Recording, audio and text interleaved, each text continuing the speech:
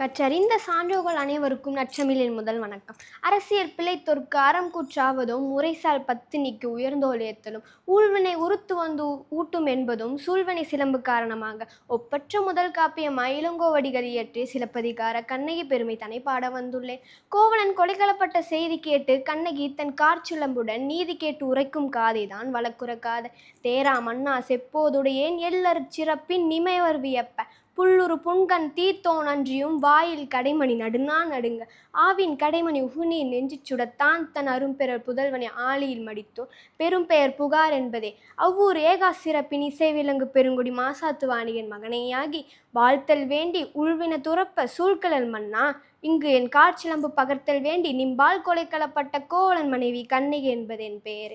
நீதி வேண்டி அரசவைக்கு வந்த கண்ணகி தன் கணவன் கோவலன் குற்றமற்றவன் என்பதை அரசவை மெய்ப்பித்தார். ஆராயாமல் தீர்ப்பளித்த அரசன் இதனை உணர்ந்து அங்கே உயிர் நீத்தார். இதனை கண்ட பாண்டிமாதேவி தானும் மன்னனுடன் அரசவை உயிர் நீத்தார். இருப்பினும் கோபம் தனியாத்த கண்ணகி மதுரையை எரித்ததாக காப்பியம் கூறுகிறது. நன்றி, வணக்கம், வாழ்க வளமுடன்.